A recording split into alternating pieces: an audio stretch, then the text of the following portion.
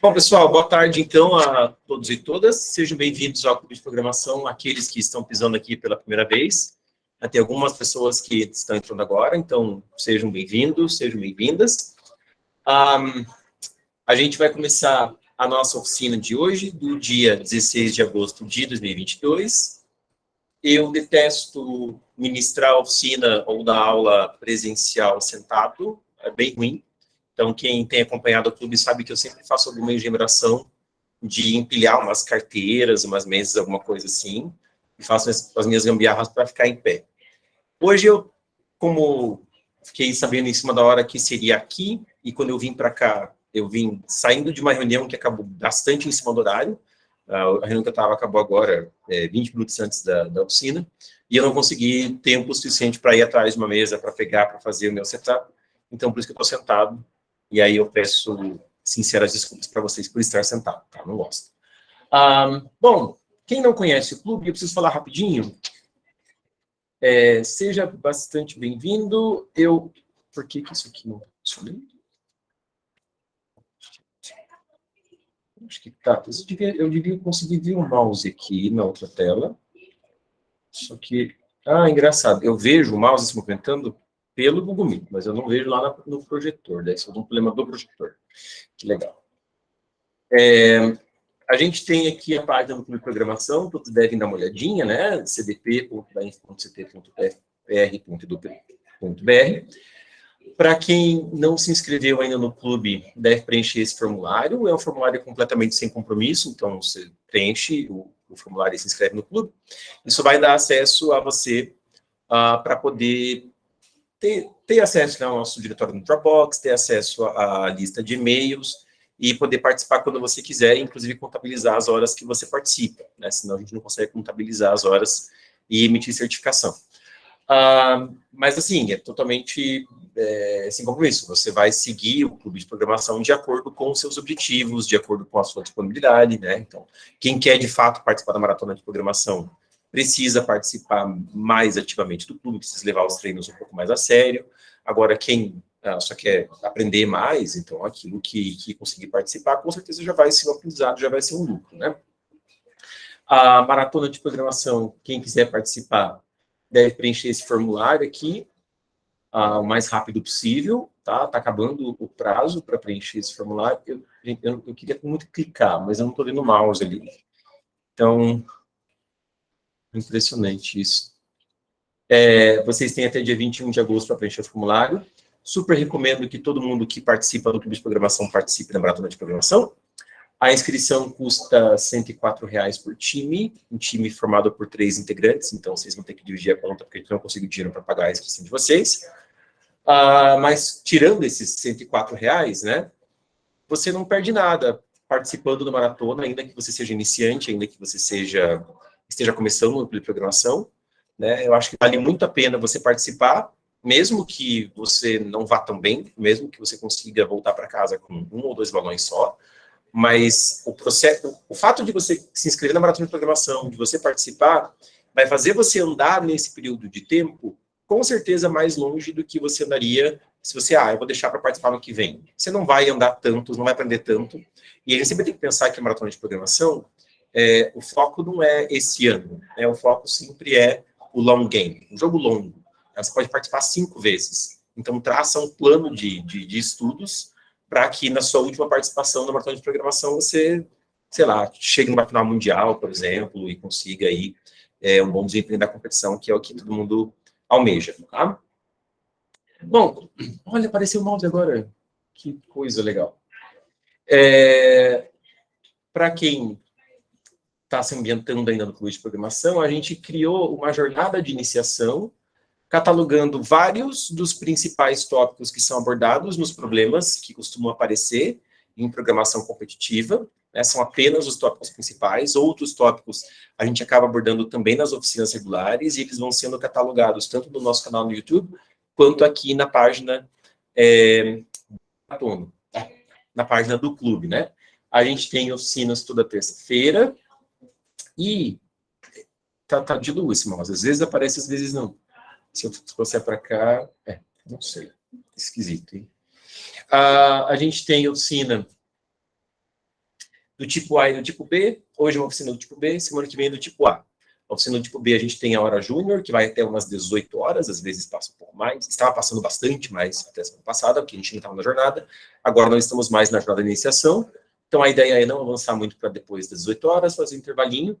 E hoje a gente vai fazer um laboratório prático. Né? Um laboratório prático, um momento em que todo mundo vai programar no nível que tiver. Então, a ideia do clube é ser bem multinível mesmo, que você consiga, o nível que você está, na hora júnior que você está ali na jornada de iniciação, você pega os probleminhas daquilo que você está aprendendo, está fazendo, e vai tentando programar, e a gente vai se ajudar, inclusive você pode pedir um problema para eu, ou algum colega fazer aqui na projeção. É um momento bastante prático, um laboratório prático, né? E não é transmitido online.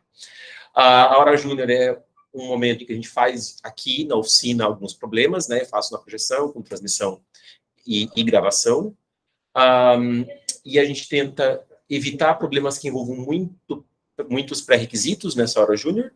Então, são problemas mais de aprender a pensar, de estruturar lógica, mas que o básico da programação, todo mundo que já mexe um pouquinho aí com if, else, for, vetor, array, consiga desenvolver, sim, problemas, tá? Uma coisa ou outra, um pouquinho mais avançadinha, vai aparecer na hora júnior, e quando for o caso, eu vou remeter a referência onde vocês podem estudar mais sobre esse assunto e a gente continuar trabalhando, beleza? Então, para a oficina de hoje, eu estou quase sem bateria, porque eu pluguei aqui na tomada o carregador, mas eu não pluguei no norte, olha só. Vamos lá, vamos embora.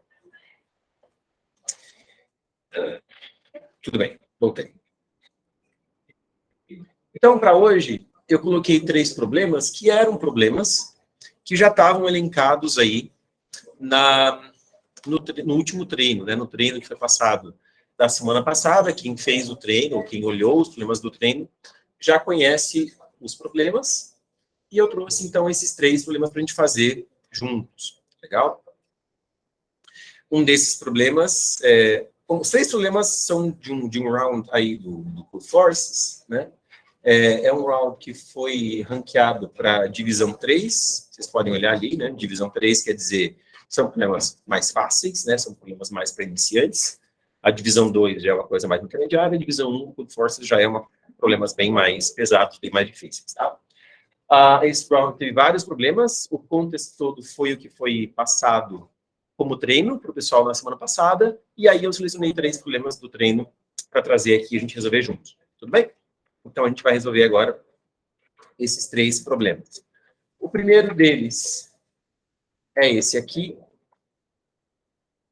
né, remove prefix, e eu vou explicar rapidamente o que é para fazer no problema, né, o que o problema pede. Então, primeiro que se trata de um problema de múltiplos casos de teste, né, uma única entrada para múltiplos casos de teste, e a primeira informação que é passada aí na entrada é justamente esse número de casos de teste. Então, aqui nesse exemplo, né, a entrada possui 5 casos de teste, e cada caso de teste consiste em uma sequência de números. Por exemplo, aqui, uma sequência de 4 números. Primeiro vem o tamanho da sequência, o tamanho do vetor, né, e logo depois vem os 4 elementos da sequência, os 4 elementos do vetor. Tudo bem? 4, 3, 1, 4, 3, 5, todos os números iguais a 1, etc. Aqui tenho aí 4 vetores. Primeiro, a gente vai ler o tamanho do vetor e depois vai ler o vetor em si. O que a gente quer fazer? Né? Tem esse personagem aí da história, o Policarpo, falar abrasileiradamente mesmo, né? O Policarpo, ele quer remover números do prefixo da sequência, certo? Ele quer remover números do começo da sequência, até que o que sobra consiste apenas em números que não são repetidos. Tá legal? Então, por exemplo, eu pego a sequência 3, 1, 4, 3. Quantos números eu preciso remover para que eu obtenha uma sequência sem repetição? Basta que eu remova um número, certo? Basta que remova esse primeiro 3, tudo bem? Ups. Eu estou olhando o mouse aqui pelo Google Meet, porque lá não está aparecendo. Basta que eu remova esse único 3, e aí eu consigo já a sequência sem repetição, certo? Então, esse caso da sequência 3, 1, 4, 3, é justamente este primeiro caso de teste aqui, ó. 4, 3, 1, 4, 3, né? Um vetor de tamanho 4, com 4 elementos, 3, 1, 4, 3. E a resposta para este caso de teste é 1. Porque só preciso remover um elemento para obter uma sequência em que não há repetições. Beleza? E aí, qual que é a ideia que vocês conseguem já vislumbrar? Que ideia que vocês conseguem já ter para resolver esse problema? Como é que você resolveria esse problema? Dado um vetor, né, uma sequência de números, um vetor, como é que você sabe quantos números você precisa remover do vetor para obter, para que o que falta, né, para que o que sobra, e você pode remover números do começo do vetor, né? Então, quantos números você precisa remover do começo do vetor para que o que sobra seja sem repetição? Como é que vocês pensariam em resolver esse? Remover o número mais à direita que tem uma repetição. E todos eles têm. Remover o mais à direita que tenha uma repetição. É uma boa ideia, né? Então, se eu vou processando, né, o vetor de trás para frente, da última para a primeira posição, o que eu quero é encontrar o primeiro elemento, certo? Que já apareceu. Tudo bem? Uma vez que eu encontro esse primeiro elemento que já apareceu antes, nesse processamento de trás para frente, eu sei que até ali, com certeza, eu vou precisar deletar números, porque ele é uma repetição. Só que a partir dele, o que vai ter não vai ter repetição. Tudo bem?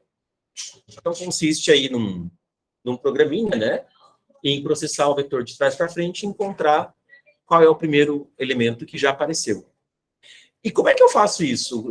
Processando o vetor de trás para frente, se eu pego uma posição no vetor, como é que eu sei que o número nessa posição já apareceu para frente? Né? Já foi lido. Como é que eu posso fazer isso? Contador. Um contador. Um contador, mas... Como assim? Explique mais. Vai fazer percorrendo várias vezes. Eu imaginei percorrer o primeiro até o último e tentar explicar melhor. Acho que eu não sei explicar. Mas a tua ideia seria basicamente, eu estou varrendo aqui esse vetor de trás para frente, então eu já varri o 3, já varri o 4, já varri o 1, e vou varrer esse 3 agora. Então, a tua ideia é percorrer aqui tudo aquilo que já foi percorrido para verificar se o 3 já não tinha aparecido antes. Era mais ou menos isso, né? O problema dessa solução do Mário, e que com certeza seria uma solução das mais intuitivas, é o número de operações que a gente realiza, né? E aqui eu preciso alternar o modo de apresentação, porque está bugado lá o esquema de compartilhamento de tela inteira. Então, e cadê o Krita? Uma janela. O Krita está aqui. Então, se quando eu estou processando um vetor, legal? Nossa. Eu estou numa dada posição I. Aqui tem um 5. Tá? E eu quero saber se à direita desse I tem outro 5. Certo? Então, eu poderia fazer um outro for, uma variável j, para percorrer essa parte aqui do vetor, procurando por um outro 5. Tudo bem? O problema é que com isso, veja, na primeira iteração do I, quando o I está aqui no comecinho, né, eu ia fazer 0 operações. Na segunda iteração do I, quando o i está aqui na penúltima posição, o j ia percorrer uma posição, eu ia fazer uma operação. Depois, quando o i estivesse na antepenúltima posição, eu ia precisar verificar 2 posições, e 3 posições, etc., até n posições. n-1, na verdade. Né? Até n-1 posições. Essa soma 0, mais 1, mais 2, etc., mais n-1, é n-1 sobre 2, né? Soma dos termos de uma PA. Tudo bem? Isso aqui cresce quadraticamente com n. Né? Eu estou falando aí de uma função que tem um crescimento assintótico da ordem de n ao quadrado. O problema é que, no nosso problema, o n é da ordem de 2 vezes 10 na quinta. Se o n é da ordem de 2 vezes 10 na quinta, quando eu pego n ao quadrado, isso fica um número da ordem aí de 10 na 10, né? Certo? E 10 na 10 é algo que eu não consigo processar. Esse número de operações, o número de operações desta ordem de grandeza, eu não consigo processar em 1 segundo. Precisaria provavelmente de uns 100 segundos, mais ou menos, para processar, porque por segundo a gente consegue processar mais ou menos 3 vezes 10 na sétima operações. Legal? Então, 10 na 10 é umas 100 vezes isso. Tá? Oi. Você excluir os repetidos, você colocar o array dentro de uma árvore binária, onde os números repetidos eles já vão estar na árvore, previamente, você só ignora eles. Aí vai praticamente adicionar na árvore na ordem BN.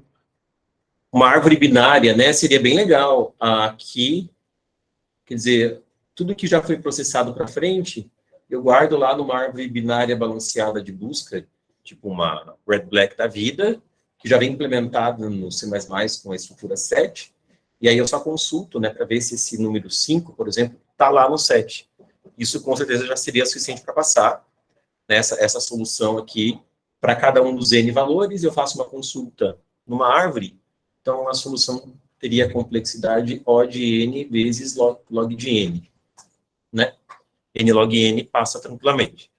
N ao quadrado não passa, mas n log n passa. A nossa solução vai ser mais simples que isso. A gente não vai usar a árvore binária balanceada de busca. Oi? Dá para fazer um vetor de 10 posições, e cada vez que você vê um número, você adiciona, você checa se aquela posição, que é aquele número, é o index, é 1. Se não for, você adiciona 1 naquela posição, e continua olhando, e daí se ele aparecer, você vai checar e vai ter 1 lá, e daí você já sabe qual é a posição. Isso, a ideia que a gente vai fazer é bem essa que o João Raul falou, uma ideia similar a um algoritmo famoso da computação, que é o counting sort, né? Em que a gente pega, olha lá para o enunciado do problema e vê que esses valores, eles vão estar todos entre 1 e 2 vezes 10 na quinta, né? Porque os valores do vetor estão entre 1 e n, e o n vai até 2 vezes 10 na quinta. Então, eu posso criar um vetor com 2 vezes 10 na quinta posições, inicializo todas as posições com 0, e a primeira vez que eu leio um 5,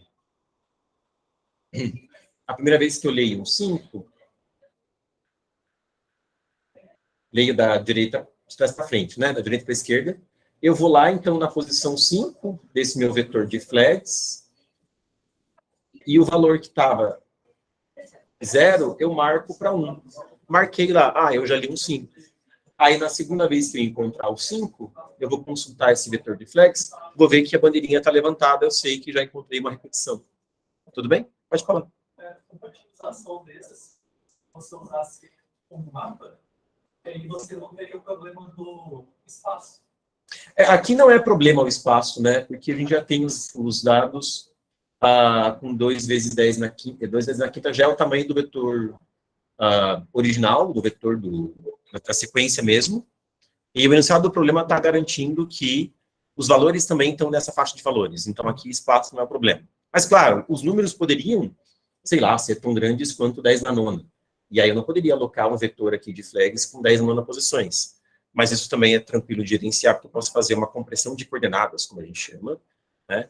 e a gente já trabalhou isso em outras oficinas do clube, vocês podem até dar uma pesquisada lá no YouTube do clube de programação, e seria justamente com um map que a gente faz compressão de coordenadas, né? Mas aí, ao custo de você pagar um fator log para fazer esse mapeamento, né? Para evitar buracos aqui nesse vetor, esse vetor ser muito grande, mas com um monte de zeros, porque você não usa todos esses números de qualquer forma, tá bom? Mas não é o assunto desse problema, mas muito bem observado. Bom, vamos então, alguém tem mais alguma pergunta para fazer sobre o problema? Entenderam a solução? Tranquilo? Então vamos lá, vamos implementar.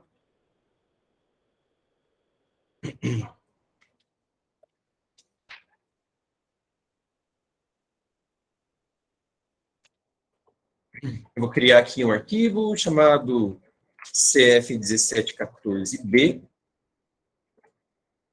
né, que é o problema do brute forces. CF1714 é o número do contest, né, e B, porque ele foi o problema B desse contest. Já estou inicializando o arquivo com um basicão aí de um programa C++, o cabeçalho um programa C++, a função main e return 0, tudo bem?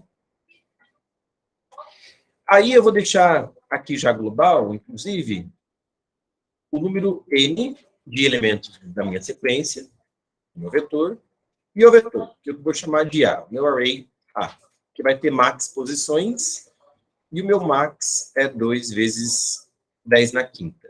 Aqui, né, eu coloco 2, 1, 2, 3, 4, 5. Isso não é, na verdade, 2 vezes 10 na quinta, né? Esse é um número um pouquinho maior que 2 vezes 10 na quinta, mas da mesma ordem de grandeza, tudo bem? Isso é legal fazer. É bom você alocar umas posiçõezinhas a mais para o teu array, mas ainda assim que a ordem de grandeza do espaço alocado seja aquilo que é esperado, tá bom?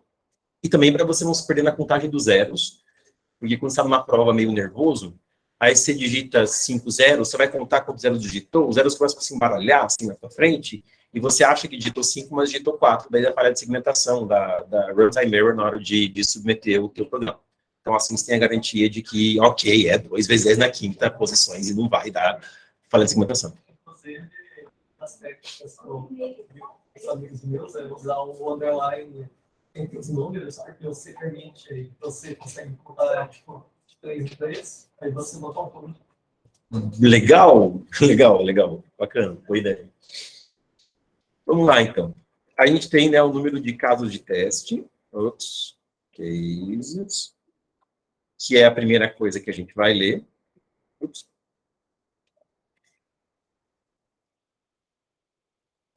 Só que está acompanhando online, está de boa a conexão. E eles nem responderam. Tá boa a conexão. Tá boa, tá boa? Valeu, valeu.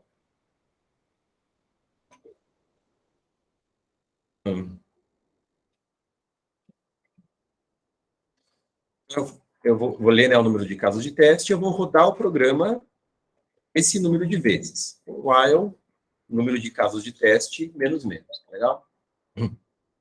Aí, primeiro número que eu vou ler é o n, que é o número de números da sequência, e aí já vou fazer um for para ler todos os números.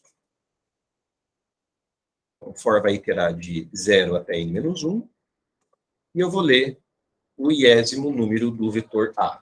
Ok? Desse jeito. Tá boa a resolução do projetor para vocês aí, pessoal? Dá para ver? Sim. Uhum. É para vocês, eu sei, mas eu digo do projetor aqui do laboratório. Tá? Perdão.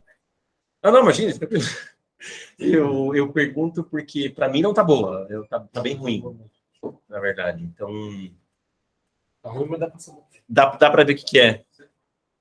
Tá. Deixa eu ver se eu consigo. É porque no Emacs eu não consigo aumentar a fonte, mas eu tinha posto no meu Bash RC um comando do Emacs para abrir um Emacs com fonte maior. Deixa eu ver se ele existe ainda. Eu formatei o computador, então. Não tá aqui.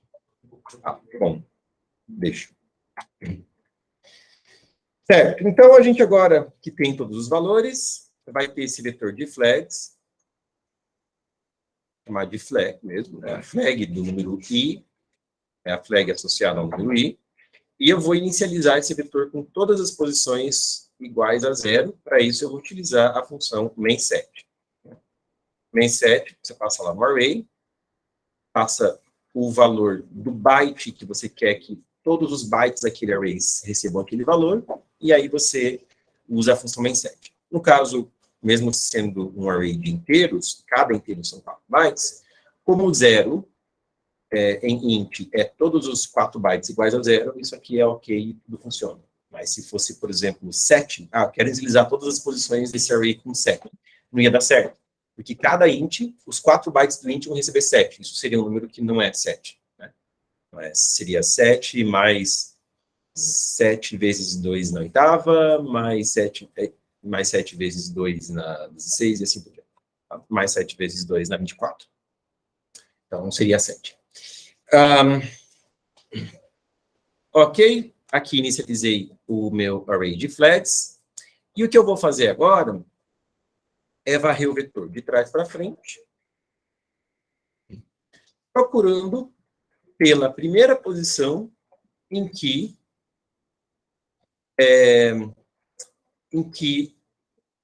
a flag do número AI está setada.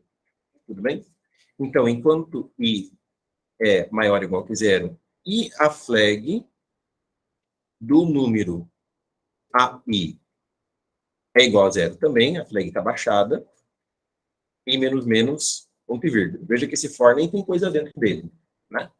Porque o que quebra o for aqui é quando o vetor acaba, né? Quando eu já terminei de varrer o vetor, e aí o i chega a menos 1. Ou então, quando essa condição aqui é quebrada, né? Quando o número lá na posição i do vetor, quando eu olho para a flag dele, e esse valor não é zero. Isso quebra esse laço. Tudo bem? Aí, se eu sair, quando esse for acaba, eu sei que na posição i, a posição i é, então, a primeira repetição, né? A quantidade de números que eu tenho até essa posição i é i mais 1, né? Porque se o i fosse menos 1, a quantidade de números seria zero, tudo bem? Quando o i é zero, quer dizer que eu quebrei o laço quando o i vale zero. Então, é um número que eu tenho que deletar, tudo bem? Um i valendo 1 quer dizer que eu tenho que deletar os números 0 e 1. Então, são 2 números. Então, a resposta é i mais 1. Beleza?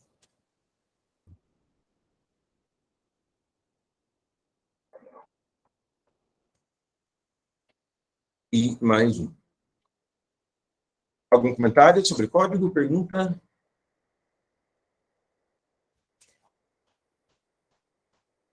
Não? Quem quiser... Oi? Entendi. O i, onde ele está recebendo zero? O i, não. O i é uma variável, é a variável do for. Começa em n-1, vai até 0, e, por exemplo, se o vetor inteiro não tiver repetições, quando o i chegar a menos 1, o for vai ser quebrado. Tudo bem?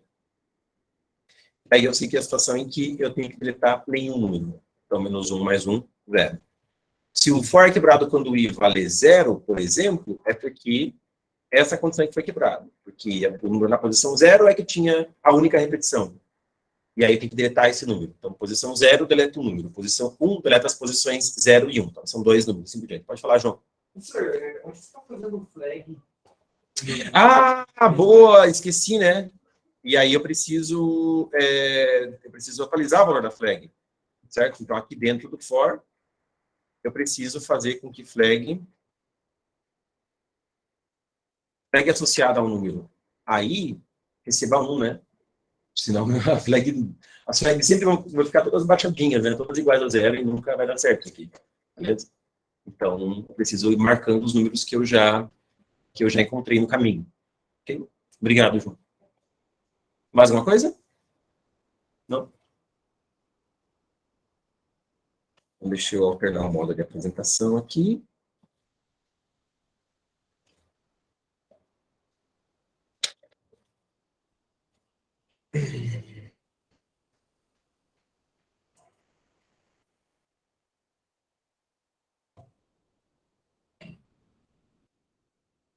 Vamos compilar. Só reclamou dos scanf, né? O warning do scanf, que é aquele warning que a gente está acostumado a ver mesmo. Mas qualquer outro tipo de warning a gente tem que olhar, a gente tem que se questionar, né? Eu vou montar uma entrada aqui. Eu vou pegar a própria descrição do problema. Vou lá pegar a entrada, jogar nesse arquivo, que eu vou chamar de tmpn.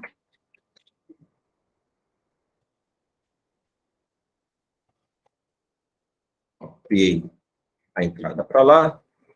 E aqui no terminal, então, vou executar o programa fazendo um redirecionamento de entrada do arquivo tmpn. O redirecionamento de entrada é com um sinal de menor. Tá bem? E as respostas foram 14005, que são as respostas de acordo com a descrição do problema.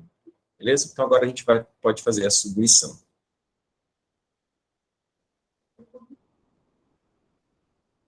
Já compilou, já testou, aparentemente está tudo certo, submete e vamos embora. E...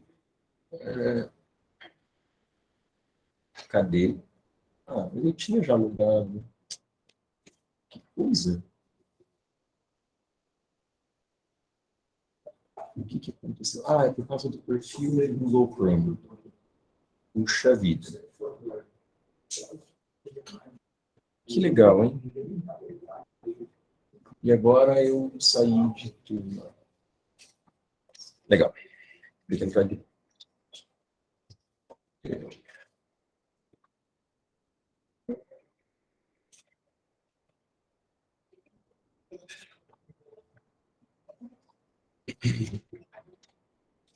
Não, passei já.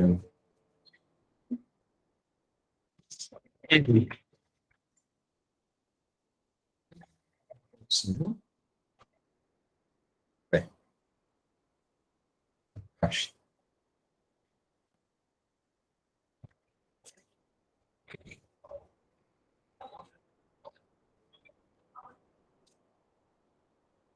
E acho que estamos com problema de internet? Não. Beleza.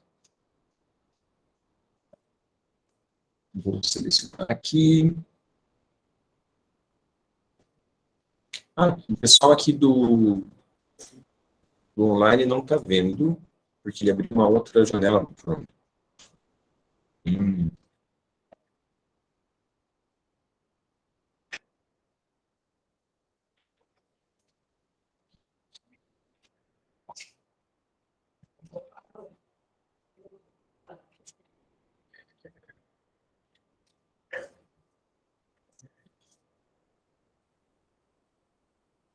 Prepare o PNP. Esse é o código. Vamos submeter.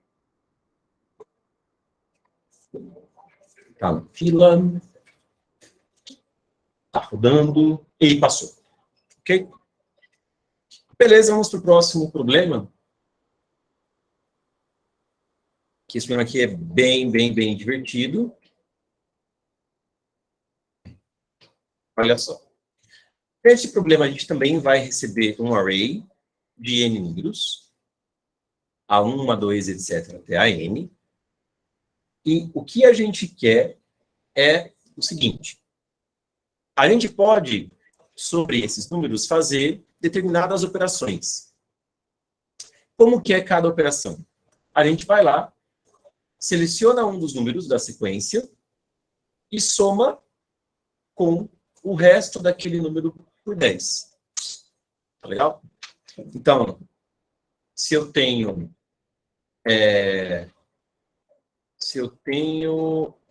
Deixa eu pegar o exemplo dele aqui mesmo. Ó, se o meu número é 47, eu vou lá e somo 47 com 7, fico com 54.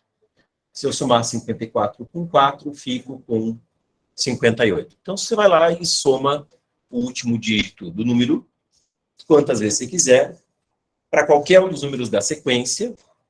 E o objetivo desse jogo é conseguir fazer com que todos os números do array fiquem iguais. Sabendo que você pode fazer essa operação de pegar o número e somar com o último dígito e repetir essa operação sobre esse número, sobre qualquer outro número do array, quantas vezes você quiser. A pergunta aqui é se dá ou não dá para todos os números do array ficarem iguais. Então, você tem que responder apenas sim ou não. Legal? O primeiro exemplo aqui, ó, são 10 casos de teste. Tem esses 10 arrays, tudo bem? 10 arrays. O primeiro array tem 2 elementos. E os números são 6 e 11. Aqui, será que dá para a gente deixar os dois números iguais? Oi?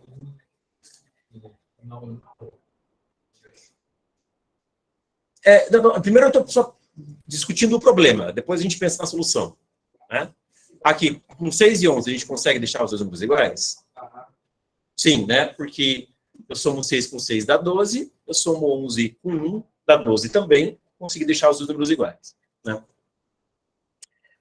2, 18 e 22. Aliás, esse aqui é o número de casos de teste.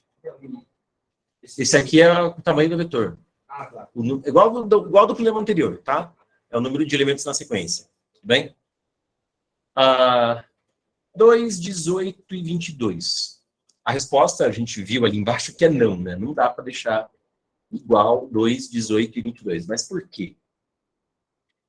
Alguma ideia de por que não dá? Porque a diferença entre os números é maior do que a idade.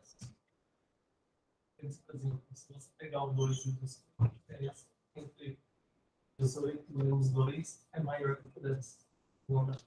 Mas você pode repetir a operação quantas vezes quiser. Eu posso pegar aqui 2, somar com 2, e com 2 de... Bom, se eu somar 2 com 2 vai dar 4, 4 mais 4 dá 8, 8 mais 8... Mas pode de forma, vou dizer, por exemplo, só no número, não é no array inteiro. Você pode selecionar qualquer posição do array e aquele número você soma com o seu último dígito. Você faz isso com qualquer posição do array e quantas vezes quiser. Mas aqui, no caso, não dá. Por quê? 2 e 22, conforme você for multiplicando, ele vai, até chegar próximo do 22, ele vai dar um pouco diferente. Essa, digamos, defasagem vai se manter, como se eles vão conseguir o mesmo número. Tipo, 2, 4, 8, aí depois volta para 6, aí fica 2, 4, 8, 6. E essa diferença se mantém. Na última casa decimal, uma casa da esquerda, 5%. Vamos pensar um pouquinho aqui, né? Vamos discutir essa questão do 2 e do 22, ela vai nos ajudar. Veja, esse tipo de problema é um problema para a gente pensar no papel primeiro, né? Porque eu acho que os dois entram em... Os três números eles vão entrar no mesmo loop, né? Mas o 18 está num momento do loop diferente do 22 e do 2.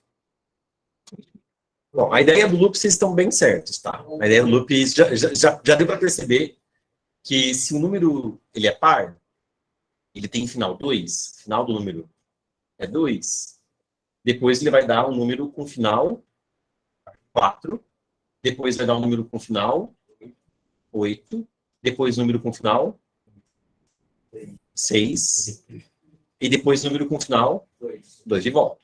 Né? Já conseguiu perceber aí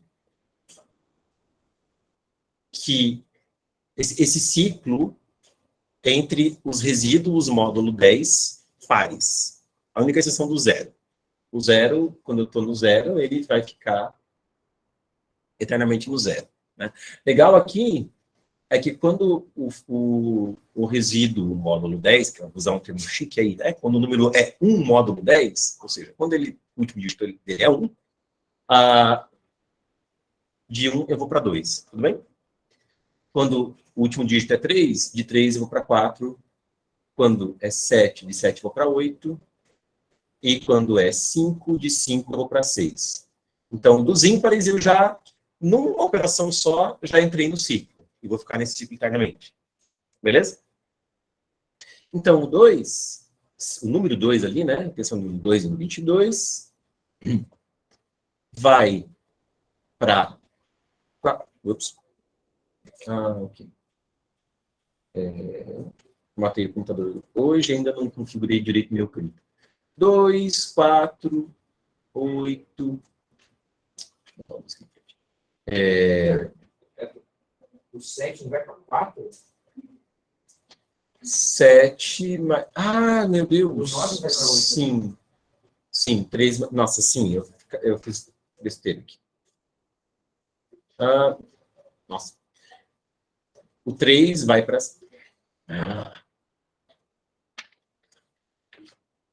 O 3 vai para 6, certo? O 7 vai para 4 e o 9 vai para 8. Obrigado, João. Speedme sem vocês, hein? Então, 2, 4, 8, 16 e 22, certo? Opa, já consegui aqui fazer o 2 e chegar no 22. Tudo bem? Sem nenhum problema. Tudo bem? O 2 e o 20, aquela instância do problema, só é uma instância negativa, só é uma instância não, por causa do 18. Né? E qual que é o problema do 18? Do 18, eu vou para 26, do 26, seguindo o ciclo aqui, né? Do 26, eu vou para 32, depois 34, e assim por diante. Tudo bem? Então, o momento em que o final, partindo do 18, o momento em que o final é 2, a gente poderia arbitrar aqui, né? Como é um ciclo, você arbitra se vai falar do 2, se vai falar do 4, se vai falar do 8 ou vai falar do 6. Eu estabeleci aqui 2, tudo bem? Porque o 2 e o 22, a gente chegou aqui, né? No final 2, beleza? O problema é que o 18, o final 2 dele é 32. Vocês perceberam que esses números aqui, 2, 4, 8 e 6, a soma deles dá 20? Certo? Então, toda vez que eu dou a volta no ciclo, que eu fecho o ciclo, eu estou 20 para frente do número anterior. Certo? A diferença entre 32 e 22 é 10. Eu nunca vou conseguir fazer esses dois números se igualarem. Né? Quer dizer, quando eu pego o resto da divisão, esses números por 20, 22 por 20 dá 2, 32 por 20 dá 12. É uma estratégia, né? Quando você está considerando os números pares, vai rodando eles, né? Vai ciclando o número até chegar em 2. Botou todo mundo em 2, aí você olha. Se todo mundo que está com final 2, módulo 20, dá 2, beleza. Se todo mundo que está com final 2, módulo 20, dá 12, também beleza. Se tiver um número com final 2, que módulo 20 é 2, e um número com final 2, que módulo 20 é 12, ferrou. Você nunca vai conseguir igualar esses dois números. Tudo bem? Assim, a gente já resolveu o problema para todos os resíduos pares, para os pares, a gente considera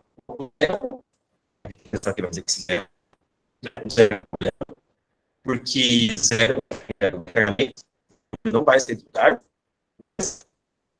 Então, se você tiver um que seja 0, módulo 10 no vetor, todos os números vão ter que ser iguais. Tudo bem? Se algum número for diferente, acabou. A instância não. E tem o caso do 5, né? O 5 não está aparecendo aqui. O que acontece com o 5? Vai para o 0. Beleza? Então, o caso do 5 e do 0 tem que tratar a parte. Se tiver algum número no vetor que seja 5 módulo 10, eu posso pensar em levar, em somar com 5, para que daí fique tudo 0, todos os 5 virem 0, e aí eu avalio o vetor. Está todo mundo igual? Não está todo mundo igual? Ferrou, a instância não. Ah, beleza, não tem ninguém ali que seja 5 ou 0 módulo 10, estou tratando apenas dessa galera, traz todo mundo para 2, e aí vê se todo mundo é ou 2 módulo 20 ou 12 módulo 20. Essa é a solução do problema. Problema legal pra caramba, né? Porque faz a gente pensar, a gente tem que ir pro papel, tem que explorar possibilidades, tem que ver.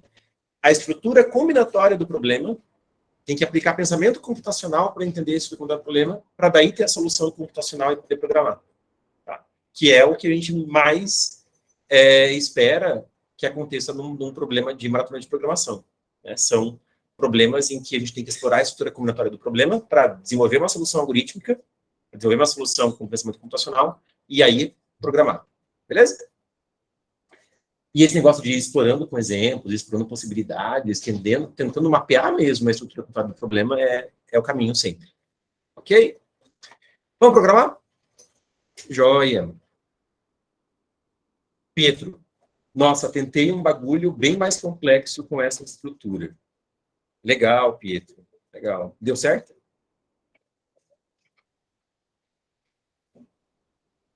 Não. Legal. É sempre assim.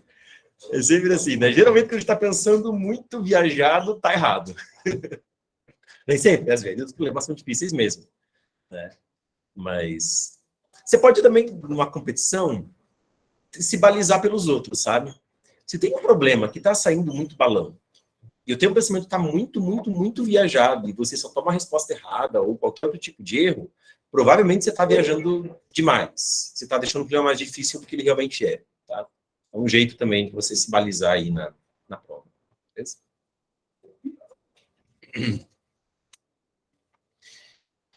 Ok. Programemos.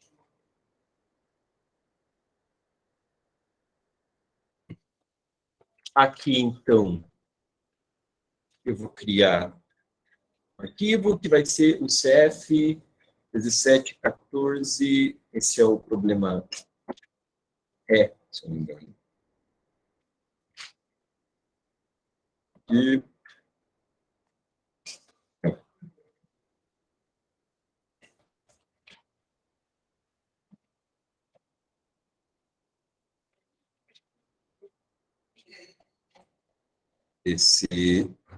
às vezes tem um lagzinho para o Google Meet, e aí eu escrevo lá, mas demoro para ver o que estou escrevendo.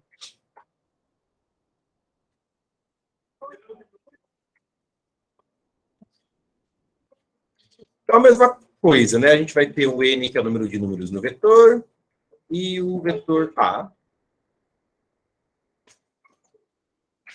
E também são 2 vezes 10 na quinta números no vetor. A gente não falou sobre isso, mas complexidade aqui não parece ser o problema, né? Você vai simplesmente para cada número do vetor, levar ele para 2, você vai fazer isso no máximo 10 operações, e aí fazer a verificação. Então, tá tudo certo, né? 2 vezes 10 na quinta números. Casos. Primeira coisa que eu leio é o número de casos.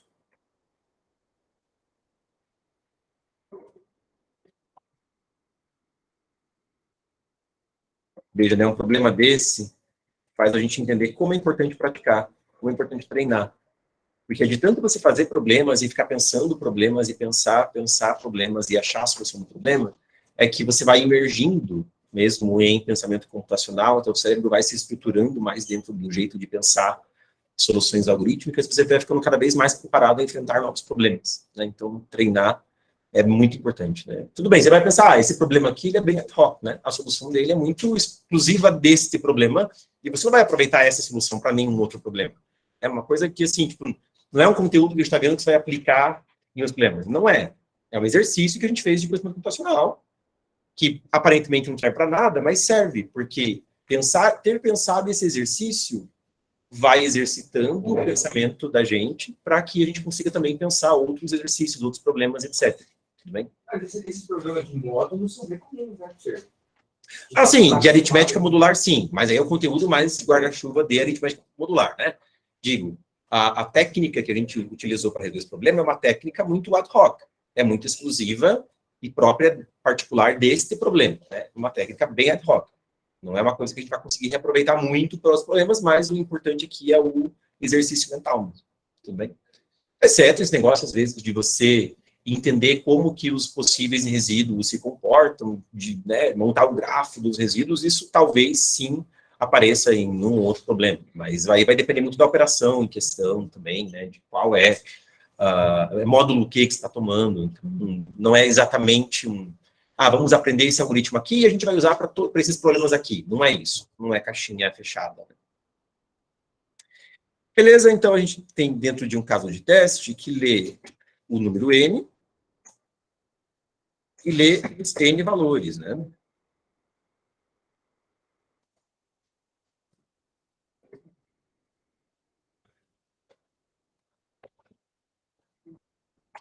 Uma vez lidos os n valores, eu vou ver se tem algum deles que seja 0 ou 5. Tá? Como é que eu vou fazer isso? Vou fazer com uma flag.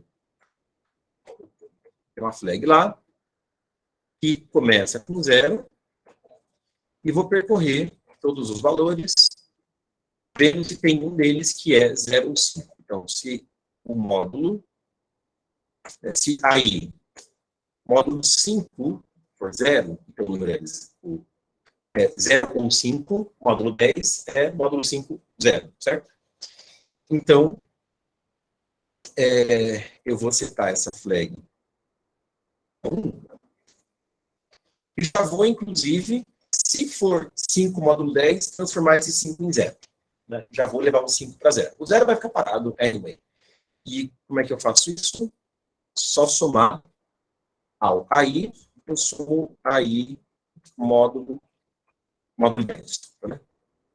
Então, se era 0, módulo 10 vai continuar 0, módulo 10. Se era 5, módulo 10 vai virar 0. Tá bem? Então, aí eu estou somando, então, mais recebe ali com o resto da divisão do AI por 10. Beleza? Ok. Aí eu vou verificar, né? Se a flag está levantada, então eu encontrei pelo menos um 5 ou pelo menos um 0. Preciso, a comparação que eu tenho que fazer é se todos os elementos do vetor são iguais. Tudo bem? Então a minha resposta, vou criar uma flag aqui de resposta, vai. É simplesmente o resultado dessa comparação de se todos os elementos do vetor são iguais. Tem vários jeitos de verificar se todos os elementos do vetor são iguais. Um jeito, utilizando aí a STag do C++, é você pegar o menor elemento do vetor e compara com o maior elemento do vetor.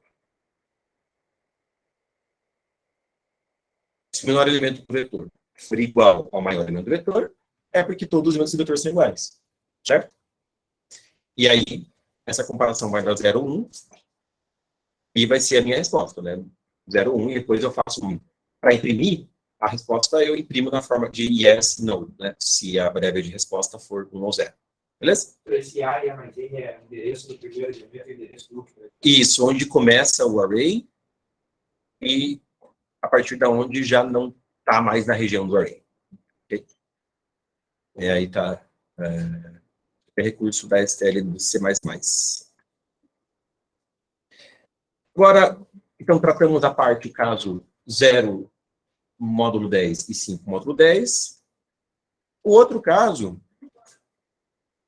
Professor, digamos do fora, quando você seta a flag, você pode sair tudo. Não por causa disso aqui. Porque eu quero subir todos os 5 e quero que virem 0. Né? Então, tudo bem, a flag aqui ela vai virar 1 e nunca mais vai baixar. Né? Mas eu ainda quero transformar todos os 5 em 0. Tudo bem? E aí, quando eu estou numa situação que não tem nenhum 0 e nenhum 5, módulo 10 no vetor, então é dentro daquele else, aí o que eu tenho que fazer é trazer todo mundo para 2. Né? Vou fazer aquela brincadeira de trazer todo mundo para 2, módulo 10, e verificar se todo mundo é ou 2, módulo 10, módulo 20, ou 12, módulo 20. Beleza? Então, como é que eu trago todo mundo para 2, módulo 10? Vou fazer for. E para cada posição do array, vou fazer um while. Enquanto o AI, módulo 10, não é 2, realiza a operação, né? AI mais recebe AI, módulo 10. Né? Somo o AI com o resto da divisão dele por 10, realiza a operação que tem que realizar, E vou realizar essa operação até fazer com que todo mundo seja 2, módulo 10. Depois que todo mundo for 2, módulo 10, eu vou para todos os meus vetor e ver o resto de divisão por 20. Certo? Vou jogar fora o número e ficar só com o resto de divisão por 20. Beleza? Então, aí, percento recebe 20. Né? Aí recebe, aí mod 20. E aí o que eu tenho que fazer é comparar se todos os elementos do vetor são iguais. Porque agora só tem os resíduos módulo 20 no vetor. Tem que ver se todos eles são o mesmo valor. Quer dizer, essa mesma linha aqui, ó. É um if, else, que terminam na mesma linha de código, né? Vamos deixar o código bonito. Isso aqui você não faz na maratona, tá? Maratona não perca tempo com embelezamento de código, porque quanto antes você pegar o balão, melhor. Mas sabe por que a gente está fazendo um código aqui um pouquinho mais bonitinho? Eu vou pegar e tudo isso aqui botar dentro desse if, quer dizer, se não flag, que era o nosso antigo else, tá legal? E aí, essa última linha, que era comum, as duas condições, eu tiro ela daqui e ponho para depois do if. Né? Beleza? E aí eu vou imprimir a minha frase, né? Minha string, que, dependendo da resposta, pode ser sim, acho que era yes desse jeito, e dependendo da resposta, é não. Beleza? Dúvidas, perguntas, comentários? Tranquilo? Código tranquilo, né? O pulo do gato aí do problema é justamente a conceber a solução, né? Eu acho que o mais difícil desse problema era, eu pensando assim, se eu tivesse estudando, o mais difícil seria eu ter percebido que a soma de todos era 20 e daí ter feito esse módulo 20 no final. É. Acho que essa ia ser a... Mas esse tipo de coisa, você chega, se você vai fazendo exemplos. Você pega os exemplos que o próprio Problem Setter deu ali, você pega, pô, esse 2 e esse 22, eu consigo igualar. E por que que o 18 não? E aí, fazendo um raciocínio, e você vai percebendo que você vai sempre, quando chegar no 2, vai estar 22, 32, 42, 52. Aí você, o 20 vai cair a ficha na tua cabeça. Tá? Mas é de malhar no papel. É de malhar no papel, de fazer exemplo, fazer exemplo, fazer exemplo. E você vai decifrando o problema. Tudo bem. Claro, né? Quando a texto chega com a solução que tem uma pronta e exibe, é fácil, mas geralmente esse tipo de coisa é malhando no exemplo no papel que você vai percebendo e entendendo o problema. Tá? Eu aprendi a malhar no papel com esses despertos, professor. Tipo isso. E é interessante, né? Porque a prova tem 5 horas de prova, 3 integrantes e uma máquina só. Então, geralmente, ainda mais no começo da prova, é muito isso também. Um cara está programando, 2 caras estão malhando no papel. Então, você tem que alternar o uso da máquina, né? No final das contas, não são 5 horas de prova, são 15 horas de prova. São 3 pessoas pensando, né? Então, 15 horas dá para fazer coisa pra caramba. Dá para levar bastante balão para casa.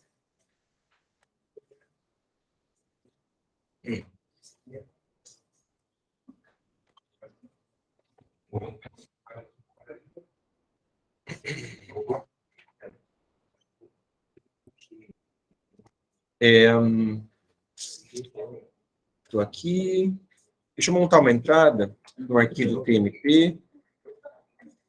O pessoal da transmissão não está vendo isso, porque infelizmente tem que escolher qual janela eu compartilho com vocês, que não sei por que não estou conseguindo compartilhar a tela toda.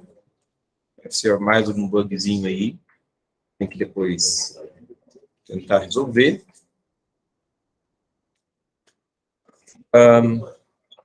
Eu vou compilar o programa. O problema né? Mas eu não tenho aqui. Como é que eu criei esse problema? Eu dei um nome errado para ele ali. Vou matar o buffer do Emacs para chegar aqui e renomear. Eu botei 2.14, né?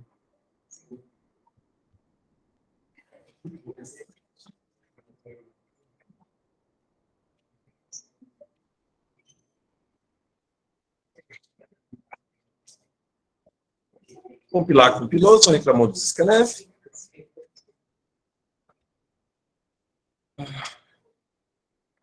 Yes, no, yes, yes, no, yes, no, no, yes, no. Eu acho que isso é o que estava lá. Yes, no, yes, yes, no. Vamos ver aqui. Oh, meu Deus. Volta. E volta. Yes, no, yes, yes, no. Yes, no, no. Yes, no. Beleza. Então, a gente pode submeter lá no Forces.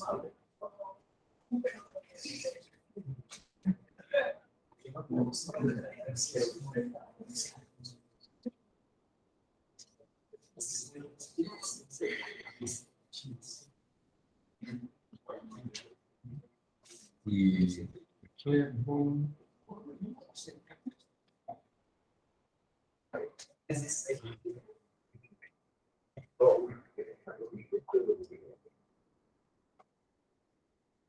Ele vai.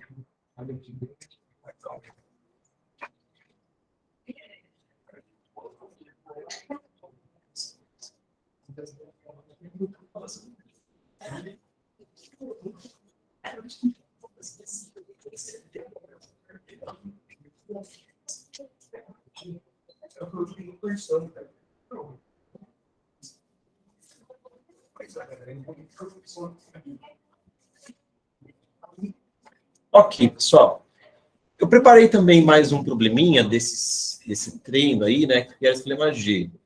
Como hoje é o primeiro dia para muita gente que está chegando agora no clube, né? E eu não queria fazer nada muito correndo, né? A gente tem que calibrar ainda como é que está o nível da galera que está chegando. Acabou ficando pouco tempo para fazer e eu não quero fazer correndo também. Eu vou deixar para a próxima hora júnior da semana que vem, sem nenhum problema. Até porque eu quero falar de algumas coisas aqui com um pouco mais de cuidado, né? É um problema que vai envolver a árvore, mas não é conteúdo assim especial de árvore que você precisa saber. É o basicão mesmo de árvore. E aí a gente faz com calma e resolve o problema de um jeito bem legal. A gente vai precisar de um algoritmo aqui bem poderoso, que todo mundo conhece, ou a maioria de vocês conhecem, que é o algoritmo da busca binária. E a gente vai usar a busca binária de um jeito bem esperto, e eu queria fazer isso com calma, tá? Então, semana que vem a gente vai fazer esse problema. Quem quiser já pensar no problema com antecedência, sabendo que envolve busca binária de algum modo, né, já tá a dica aí, a dica é busca binária, para resolver o problema, já vai pensar e vai ser até mais enriquecedor para a semana que vem. Pode falar.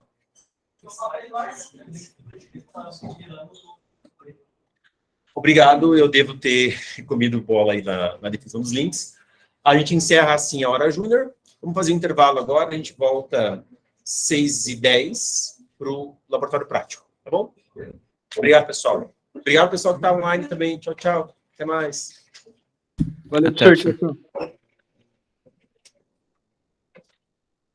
tchau.